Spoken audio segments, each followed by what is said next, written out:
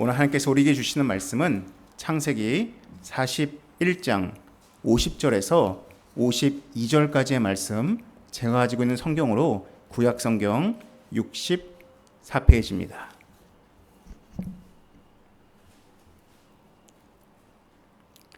창세기 41장 50절에서 52절까지의 말씀, 구약성경 64페이지입니다. 41장 50절에서 52절 말씀 제가 읽겠습니다. 흉년이 들기 전에 요셉에게 두 아들이 나되 곧 온의 제사장 보디베라의 딸 아스낫이 그에게서 낳은지라. 요셉이 그의 장남의 이름을 므낫세라 하였으니 하나님이 내게 내 모든 고난과 내 아버지의 온 집 일을 잊어버리게 하셨다 함이요, 차남의 이름을 에브라임이라 하였으니 하나님이 나를 내가 수고한 땅에서 번성하게 하셨다 함이었더라. 아멘. 오늘은 므낫세와 에브라임의 은혜라는 제목으로 우리 2025년도 마지막 주일 말씀을 나누고자 합니다. 아마 여러분들 지금 현재 여러분들의 주머니나 아마 여러분들 테이블 위에 아마 여러분들 스마트폰이 있을 것입니다. 혹시 여러분들 그 스마트폰 안 속에 여러분 두 종류의 메모리가 있다는 것을 혹시 아십니까? 모든 스마트폰에는 D램과 낸드 메모리가 있습니다. 혹시 여러분들 D램과 낸드 메모리의 차이를 아십니까? 여러분 D램은 흡사 화이트보드판과 같습니다. 그래서 여러분들이 인터넷을 하거나 혹은 여러분들 네이버를 검색하거나 핸드폰으로 무엇을 복사하고 붙여넣기를 할 때 그러한 짤막한 내용들과 캐시들을 다 이 D램 안에 저장을 시켜놓습니다. 하지만 여러분들의 핸드폰을 끄는 순간 그 D램에 저장된 그 모든 캐시들은 다 날아가 버립니다. 그래서 D램을 보통 휘발성 메모리라고 이야기를 합니다. 오래 기억하지 못하고 그냥 날아가는 것입니다. 반면에 핸드폰 안에 있는 낸드 메모리는 전혀 성격이 다릅니다. 여러분들이 무언가를 다운받거나 혹은 무언가 사진을 찍거나 혹은 어떤 영상을 다운받았을 때 이 모든 걸 저장하는 곳은 낸드 메모리입니다. 이 낸드 메모리는 핸드폰이 꺼져도 사라지지 않습니다. 낸드 메모리 안에 있는 모든 데이터들은 굉장히 오래 갑니다. 지워지지 않습니다. 이처럼 D램과 낸드 메모리는 휘발성 메모리, 그리고 오랫동안 기억되는 저장 메모리로 구분이 됩니다. 근데 이것은 흡사 우리의 뇌와 닮아 있습니다.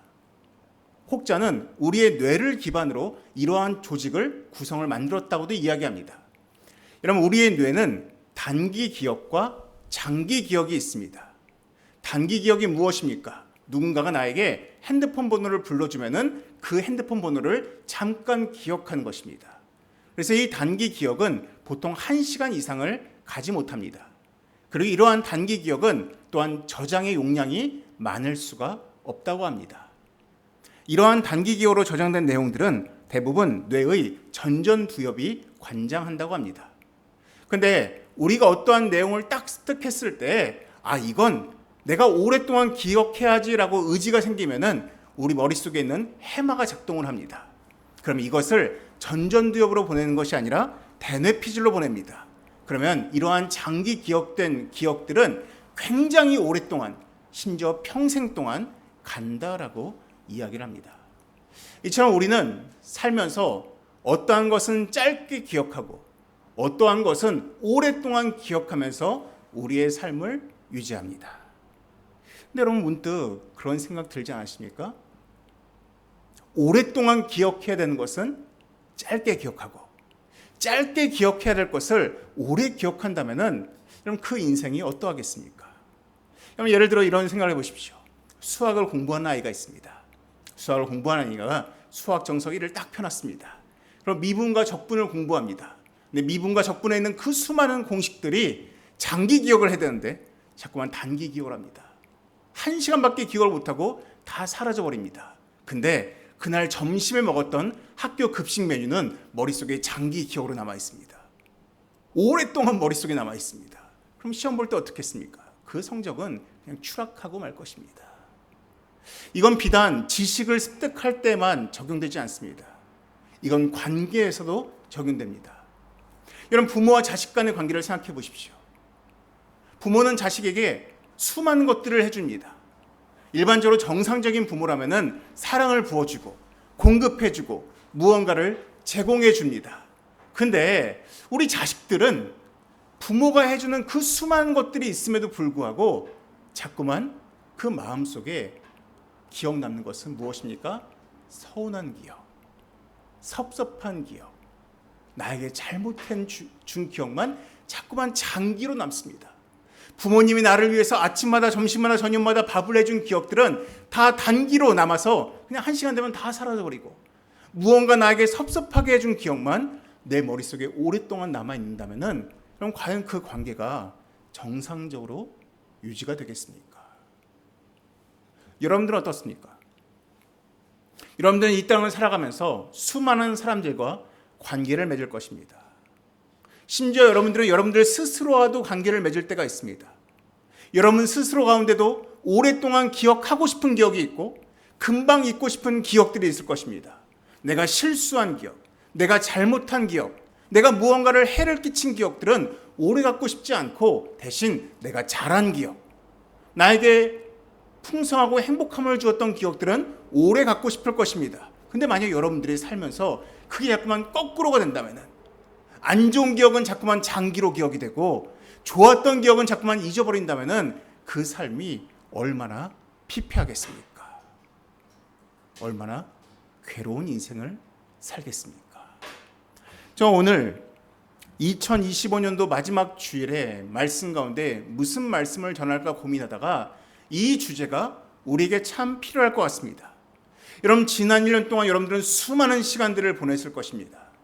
364일의 시간을 보내면서 여러분들은 무엇을 장기로 기억하시겠고 무엇을 잊어버리시겠습니까? 만약 그것이 바뀐다면 여러분 내년을 맞이하면서도 여러분들은 슬프고 괴로울 것입니다. 하지만 여러분들이 기억해야 할 것과 잊을 것을 올바로 구분하고 올바로 선택하여서 여러분 마음속에 남겨둔다면 그럼 내년 한 해를 기쁨과 즐거움과 평안 가운데서 시작할 수 있을 것 같습니다. 그런 의미에서 우리에게 이 기억과 관련돼서 가장 좋은 한 모델이 있습니다. 롤 모델이 있습니다. 바로 요셉입니다. 오늘 말씀의 시작은 39장에서 시작됩니다. 38장 7장에서 시작됩니다. 37장입니다. 여러분 37장을 보시면은 37장 3절에 이렇게 시작되고 있습니다. 요셉은 노년에 얻은 아들이므로 이스라엘이 여러 아들들보다 그를 더 사랑함으로 그를 위하여 채색 옷을 지었더니 라고 되어 있습니다. 여기 나오는 이스라엘이란 이 이름은 야곱을 지칭하는 것입니다. 야곱에게는 12아들이 있었습니다. 그 중에 11번째 아들 요셉을 참 많이 사랑했습니다. 너무 사랑했습니다. 왜냐? 두 가지 이유입니다. 첫째는 노년에 얻은 아들이기 때문에 사랑한 것도 있지만은 이 야곱이 12자녀를 낳으면서 4명의 여인을 거쳐서 낳았었는데 그중 가장 사랑했던 여인이 라헬이었습니다. 라헬이 낳은 두 아들이 바로 요셉과 베냐민이었습니다. 그래서 이 야곱이 요셉을 끔찍하게 사랑했습니다. 아니, 좀 심하게 말하면 다른 아들과 비교해서 차별할 정도로 굉장히 편애하였습니다. 이걸 가지고 다른 형들은 그 마음에 앙심을 품었습니다. 저놈 우리가 가만 안 두겠다. 저 요셉 저놈 때문에 우리가 사랑받지 못한다라는 그러한 생각을 갖게 되었습니다. 근데 어느 날 요셉이 양을 치고 있는 형들을 만나러 갔다가 그 형들이 악심을 품습니다. 저 요셉을 죽이자라고 생각을 합니다. 저 요셉을 그냥 파묻어 버리자라고 생각을 한 것입니다. 그때 이것을 그 형 가운데 유다라는 형이 이것을 말립니다. 그러면서 그 유다가 어떻게 말을 하느냐? 37장 26절에 유다가 다른 형제들에게 이러한 제안을 합니다. 37장 26절입니다. 유다가 자기 형제에게 이르되 우리가 우리 동생을 죽이고 그의 피를 덮어둔들 무엇이 유익할까라고 이야기합니다. 그러면서 마침 이스마엘 사람들이, 그 상인들이 지나가고 있었는데 그 요셉을 그냥 노예로 팔기로 합니다. 그래서 28절에 나오듯이 은 20을 받고 그 상인들에게 요셉을 넘깁니다. 여러분, 이때 한번 요셉의 감정을 생각해 보십시오. 자기 형들이 자기를 죽이려고 했습니다. 자기 형들이 자신을 구덩이에 밀어넣었습니다. 자기 형들이 자기가 입고 있던 그 채색 옷을 찢어버렸습니다. 자기 형들이 은 20에 자신을 노예로 팔아버렸습니다. 이때 요셉이 느꼈던 감정이 어떻겠습니까? 배신감, 상실감, 아픔, 상처, 괴로움이 아마 그 마음 가운데 가득했을 것입니다. 충만했을 것입니다. 이 요셉이 상인들에 의해 팔려서 애굽으로 가게 됩니다. 우리가 지금 말하는 이집트입니다.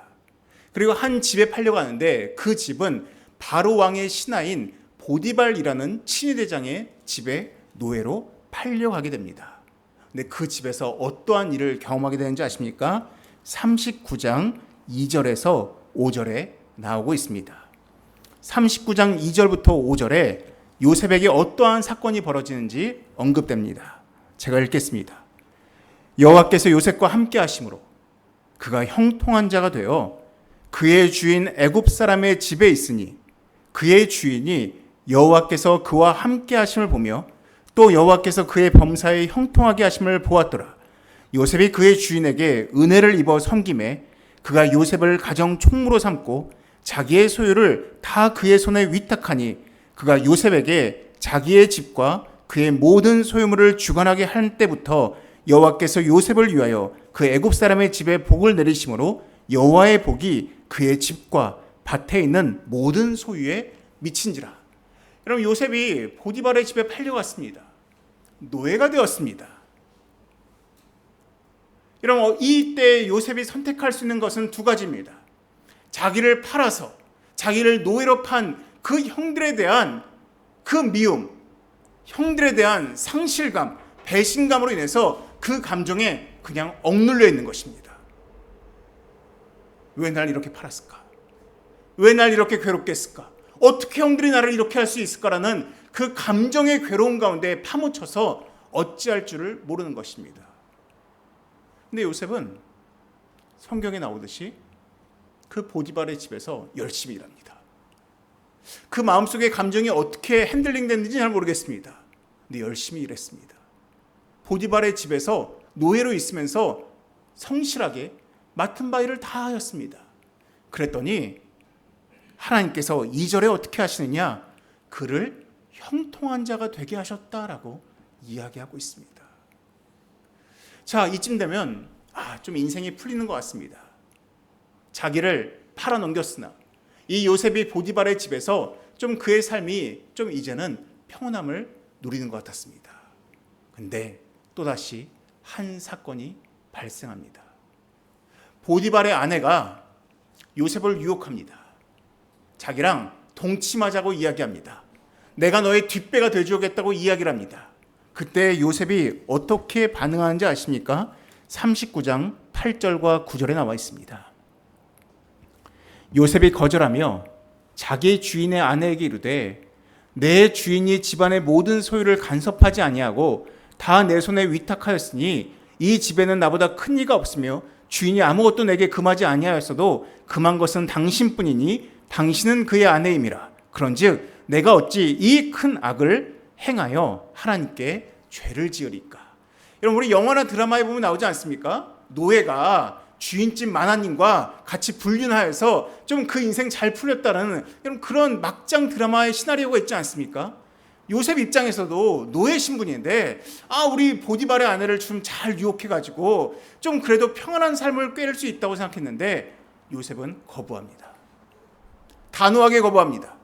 당신이 주인의 아내인데 내가 어떻게 취할 수 있습니까? 라고 단호하게 거절을 합니다. 그 이후로도 보디발의 아내가 몇 번 유혹을 합니다. 하지만 요셉은 단호하게 거절합니다. 그러자 이번에 보디발의 아내가 어떻게 하는지 아십니까? 보디발의 아내가 요셉을 괴롭게 만듭니다. 19절입니다. 39장 19절에 이렇게 되어 있습니다. 그의 주인이 자기 아내가 자기에게 이르기를 당신의 종이 내게 이같이 행하였다는 말을 듣고 심히 노한지라라고 되어 있습니다. 주인이 왜 노한지 아십니까? 이 주인의 아내가 아무리 유혹해도 요셉이 넘어오지 않으니까 요셉의 그 주인의 아내가 주인에게 거짓말하였습니다. 내가 요셉으로 인해서 희롱당했습니다 라고 거짓말하였습니다. 근데 여러분, 주인이 요셉의 말을 믿어주지 않고 아내의 말을 믿어서 요셉에게 심히 노하였다라고 이야기합니다. 그리고 요셉 입장에서는 두 번째 상실감을 겪습니다. 형들에게 배신감을 당하고 형들에게 버림을 당하고 그 버림과 배신의 감정을 안고 있음에도 불구하고 보디발 집에서 열심히 일하고 있습니다. 열심히 애를 썼습니다. 근데 그 주인의 아내가 했던 그 거짓말 때문에 자신의 열심을 좀 알아준다 생각했던 보디발의 주인이 자신을 향해서 화를 내기 시작합니다. 그리고 요셉을 감옥에 가둬버립니다. 요셉 입장에서는 두 번째 배신감입니다. 두 번째 상실감입니다. 그의 마음이 얼마나 괴로웠겠습니까? 이제 좀 그 보디발 집에서 총무로서 좀 내 삶이 풀리나 보다 했는데 또 사람으로 인해서 마음의 상처를 받게 된 것입니다. 그가 감옥에 있었습니다. 근데 이 감옥에 있는 중에 요셉에 대한 성경 말씀에 이러한 표현이 나옵니다. 23절입니다. 39장 23절입니다. 간수장은 그의 손에 맡긴 것을 무엇이든지 살펴보지 아니하였으니 이는 여호와께서 요셉과 함께 하심이라. 여호와께서 그를 범사에 형통하게 하셨더라. 감옥 가운데 있긴 했지만은 또 그럼에도 불구하고 하나님께서 요셉에게 형통함을 주셨다라고 말하고 있습니다. 좀 시간이 지났습니다. 어느 날 요셉이 있던 감옥에 바로의 신하 2명이 함께 갇히게 되었습니다. 그런데 그 갇히게 된 사람들이 꿈을 꾸게 되었는데 하루는 술 맡은 관원장이 꿈을 꿉니다. 그 꿈의 내용이 이러합니다. 내 앞에 포도나무가 있었는데 그 나무에 3개의 가지가 있었고 싹이 나서 내가 포도송이를 따서 그 즙을 따서 바로에게 갖다 드렸다라는 이 꿈을 요셉에게 말합니다. 그러자 이 꿈을 들은 요셉이 술 맡은 관원장에게 해몽을 해줍니다. 그 내용이 40장 13절과 14절에 나옵니다. 요셉이 그 꿈에 해몽을 해줍니다. 지금부터 사흘 안에 바로가 당신의 머리를 들고 당신의 전직을 회복시키리니 당신이 그 전에 술 맡은 자가 되었을 때 하던 것 같이 바로의 잔을 그의 손에 드리게 되리이다. 그 꿈은 당신이 3일 만에 다시 술 맡은 관원장으로 돌아간다는 그 꿈입니다 라고 얘기해 줍니다. 그러면서 요셉이 한 가지 부탁을 합니다. 14절입니다. 당신이 잘 되시거든 나를 생각하고 내게 은혜를 베풀어서 내 사정을 바로에게 아뢰어 이 집에서 나를 건져 주소서라고 부탁을 합니다. 내가 이렇게 꿈 해몽해 줬으니까 나 잊지 말고 나를 기억해 주십시오라고 부탁을 합니다. 정말 신기하게도 3일이 지나자 이 술 맡은 관원장이 그 꿈의 해몽대로 풀려나게 되고 다시 바로의 술 맡은 관원장으로 복귀하게 됩니다. 이제는 요셉에 대한 이야기만 해주면 되는 것입니다. 근데 어떻게 되는지 아십니까? 40장 23절을 보십시오. 술 맡은 관원장이 요셉을 기억하지 못하고 그를 잊었더라. 꿈 해몽해 줄 때는 내가 너 잊지 않을 거다, 걱정하지 마라 했던 그 술 맡은 관원장이 딱 감옥에 풀려나자마자 요셉의 부탁을 잊었습니다. 아니, 요셉이란 존재를 잊어버렸습니다. 몇 년이나 잊었는지 아십니까? 41장 1절을 보시면 만 2년이 되도록 술 맡은 관원장은 요셉과의 한 약속을 잊어버린 것입니다. 그럼 요셉의 마음을 한번 생각해 봅시다. 형들에게 배신당했습니다. 자기가 주인으로 섬겼던 그 보디발의 그 아내의 유혹에 넘어가지 않았음에도 불구하고 그 주인이 자신을 감옥에 집어넣었습니다. 심지어 감옥에 있으면서 세 번째로는 술 맡은 관원장의 꿈을 해몽해 줄 때 내가 그 은혜를 잊지 않겠다라고 말했던 그 사람이 2년 동안 감감무소식입니다. 세 번이나 요셉은 사람한테 대이고 상처 입고 배신당하고 자신의 은혜를 그 사람들이 잊어버렸습니다.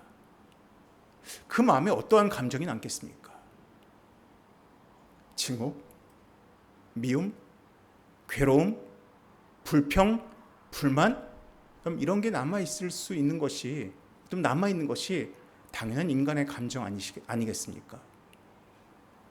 2년이 지났습니다. 이때 바로 왕이 꿈을 꿉니다. 두 종류의 꿈을 꿉니다. 하나는 살찐 소 7마리를 흉한 7마리의 소들이 잡아먹는 꿈을 꿉니다. 또한 하루는 7개의 풍성한 이삭을 마른 7개의 이삭단이 잡아먹는 꿈을 꿉니다. 이 꿈을 해몽하고 싶은데 어떻게 해몽해 주는 사람이 한 명도 없었습니다. 근데 이때 술 맡은 관원장이 2년 만에 드디어 기억을 합니다. 41장 9절에 이렇게 나옵니다. 술 맡은 관원장이 바로에게 말하여 이르되 내가 오늘 내 죄를 기억하나이다 라고 이야기합니다. 드디어 요셉이 생각난 것입니다. 그러면서 자신이 감옥에 있을 때 그 꿈을 해몽해 준 요셉을 불러서 한번 해몽을 시켜보자라고 이야기합니다. 요셉을 불러옵니다. 그리고 해몽을 맡깁니다. 그랬더니 요셉이 그 꿈을 해석해 줍니다. 7년의 풍년 후에 7년의 흉작이 올 것입니다 라고 자세하게 말을 해줍니다. 그러자 이 꿈의 해몽을 들은 바로 왕이 요셉에게 이렇게 이야기합니다. 41장 37절입니다. 바로와 그의 모든 신하가 이 일을 좋게 여긴지라. 바로가 그의 신하들에게 이르되 이와 같이 하나님의 영에 감동된 사람을 우리가 어찌 찾을 수 있으리요 하고 요셉에게 이르되 하나님이 이 모든 것을 내게 보이셨으니 너와 같이 명철하고 지혜 있는 자가 없도다. 너는 내 집을 다스리라. 내 백성이 다 내 명령에 복종하리니 내가 너보다 높은 것은 내 왕자뿐이니라. 바로가 또 요셉에게 이르되 내가 너를 애굽 온 땅의 총리가 되게 하노라 하고라고 이야기합니다. 이때의 요셉의 나이가 30살이었습니다. 요셉이 총리가 되었습니다. 그리고 오늘 우리가 읽었던 말씀처럼 요셉이 아내를 맞이하게 되고 그리고 결혼을 하게 됩니다. 그리고 자식 둘을 낳습니다. 그 자식 둘에게 이름을 붙입니다. 근데 이 이름이 오늘의 주제와 같습니다. 51절을 보시면 요셉이 장남에게 이름을 짓습니다. 그 장남의 이름이 므낫세입니다. 근데 그 므낫세의 뜻이 무엇입니까? 하나님이 내게 내 모든 고난과 내 아버지의 온 집 일을 잊어버리게 하셨다라는 뜻이 바로 므낫세입니다. 여러분 이쯤 되면 요셉의 마음속에 좀 칼을 품어야 되는 거 아니겠습니까? 나에게 배신한 형들, 나를 팔아넘긴 형들, 나를 힘들게 했던 보디발, 또한 2년 동안 나를 잊었던 술 맡은 관원장, 또한 이제껏 내가 겪었던 그 모든 고난과 모든 괴로움과 그 모든 아픔의 순간들을 차곡차곡 끄집어내서 그 감정에 기반 두어서 사람들에게 복수의 칼날을 휘둘러야 되는 거 아니겠습니까? 근데 요셉이 첫째 아들의 이름을 딱 지었는데 그 뜻이 무엇입니까? 내 모든 고난과 내 아버지의 온 집 일을 다 잊어버리게 하셨다라고 말하고 있습니다. 여러분들 혹시 아십니까? 단기 기억에서 장기 기억으로 가는 이 과정 가운데서 선택을 할 때 우리의 뇌가 가장 중요하게 보는 기준이 뭔지 아십니까? 바로 감정입니다. 그 순간의 감정이 지나면 지날수록 그 기억은 오래 간다고 합니다.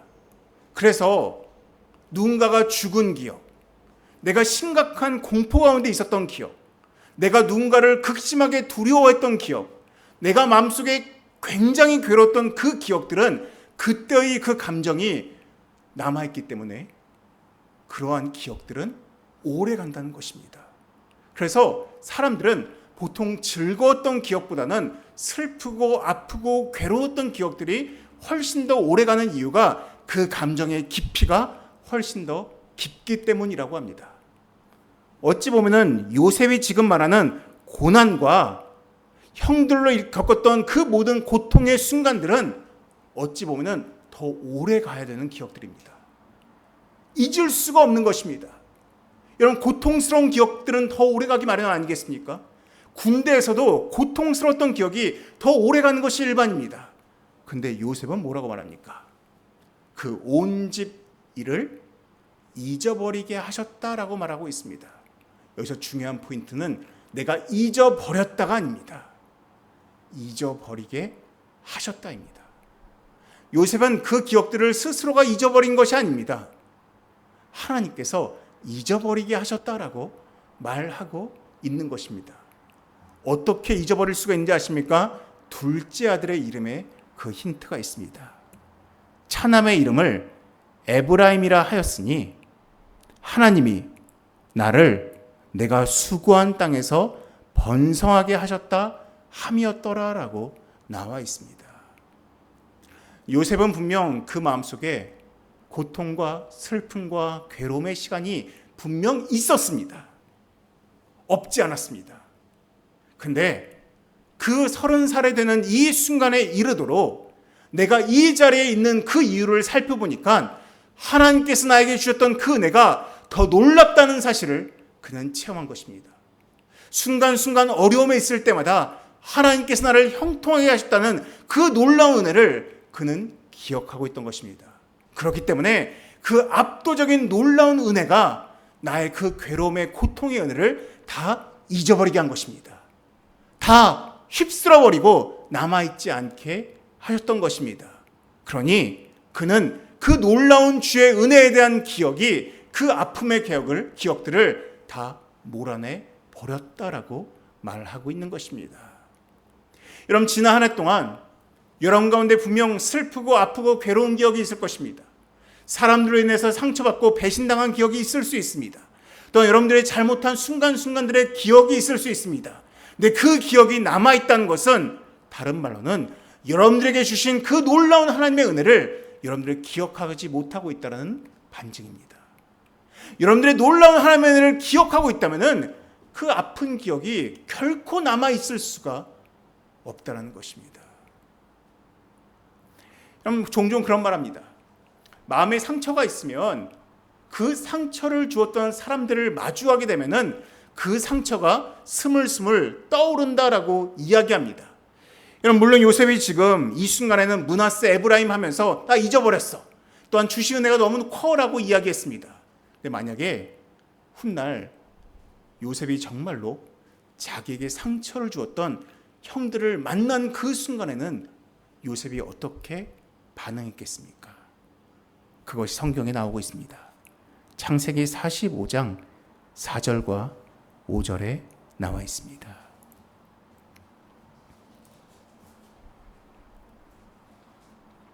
요셉이 형들을 만났습니다.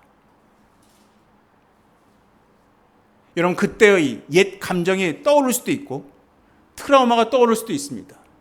마음의 괴로움과 상처가 찔림받을 수도 있습니다. 근데 요셉이 형들에게 45장 4절과 5절에 이렇게 말합니다. 요셉이 형들에게 이르되 내게로 가까이 오소서. 그들이 가까이 가니 이르되 나는 당신들의 아우 요셉이니 당신들이 애굽의 판자라. 당신들이 나를 이곳에 팔았다고 해서 근심하지 마소서. 한탄하지 마소서. 하나님이 생명을 구원하시려고 나를 당신들보다 먼저 보내셨나이다. 지금 요셉은 과거의 옛 감정에 대해서는 한마디도 하지 않습니다.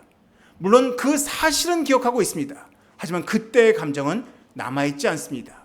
왜냐? 하나님이 자신에게 어떻게 역사하셨는지를 고백하면서 그는 그 은혜로 말미암아서 그 감정은 다 잊어버렸기 때문입니다. 훗날 시간이 더 지났습니다. 아버지 야곱이 죽은 때입니다. 형들이 벌벌 떱니다. 왜냐? 아버지 야곱이 죽었으니 요셉이 자기들에게 복수할지도 모른다라는 두려움이 있었습니다. 그때 요셉이 형들에게 말한 장면이 있습니다. 창세기 50장 20절입니다. 창세기 50장 20절과 21절입니다. 요셉이 이렇게 이야기합니다.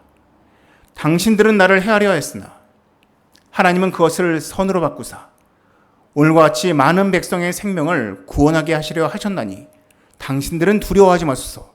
내가 당신들과 당신들의 자녀를 기르리이다 하고 그들을 간곡한 말로 위로하였더라 라고 되어 있습니다. 요셉에는 마음의 상처, 괴로움, 아픔, 트라우마 전혀 없습니다. 왠지 아십니까? 하나님의 놀라운 압도적인 은혜가 자기 삶에 얼마나 놀랍게 역사하셨는지 알기 때문에 그 감정들이 남아있을 곳이 전혀 없는 것입니다. 여러분들 쓰고 있는 컴퓨터, 노트북, 핸드폰 아마 여러분들이 꺼두지 않고 오랫동안 켜둔 채로 오랫동안 사용하시다 보면은 여러분들이 겪는 한 가지 어려움이 있습니다. 그게 뭐냐? 점점 느려질 것입니다. 반응 속도가 느려지고 뭔가 잘 작동되지 않거나 버벅거림을 느낄 때가 있습니다. 그 이유가 뭔지 아십니까? 여러분들이 핸드폰이나 노트북이나 컴퓨터를 끈 적이 없기 때문입니다. 그걸 끄면은 그 안에 있는 D램에 있는 모든 캐시들이 다 날아가 버립니다. 그리고 다시 전원을 켜면은 다시 새롭게 되는 놀라운 일이 벌어지게 됩니다. 우리의 삶도 마찬가지입니다. 우리가 날마다 하나님 주시는 그 은혜를 말미암아서 우리 마음속에 있는 그 괴로움을 기억하고 있는 모든 기억들을 밀어버리지 않으면 자꾸만 내 마음속에 있는 쓴 기억들과 아픈 기억들이 자꾸만 스물스물 기어오르면서 내 삶에 장애를 줍니다. 여러분, 그때 핸드폰의 전원을 끄듯이 하나님 주시는 그 은혜의 통로를 열어두실 때에 우리 마음속에 있는 그 모든 잘못된 감정들은 사라져버리게 되고 하나님 주시는 좋은 기억들만 우리 가운데 남을 수 있다라는 것입니다. 올 한 해 모든 안 좋은 기억들은 므낫세의 은혜처럼 다 잊어버리는 역사가 여러분 가운데 함께 하시기를 주님의 이름으로 축원합니다. 기도하시겠습니다. 사랑이 많으신 하나님 아버지, 하나님 자꾸만 우리 마음속에 있는 안 좋은 감정과 안 좋은 기억들을 끄집어내면서 나를 자학하고 난 내 주변의 사람들을 힘들게 하는 그러한 사람들이 아니라 요셉이 하나님 주신 그 놀라운 은혜로 마음속에 있는 그 모든 쓴 기억들을 잊어버렸던 것처럼 하나님 우리 가운데 주의 은혜를 날마다 허락하여 주시사 우리 가운데 어떠한 괴로움도 남아있지 않을 수 있도록 주님 역사하여 주시옵소서. 이 모든 말씀 예수님의 이름으로 기도드립니다. 아멘.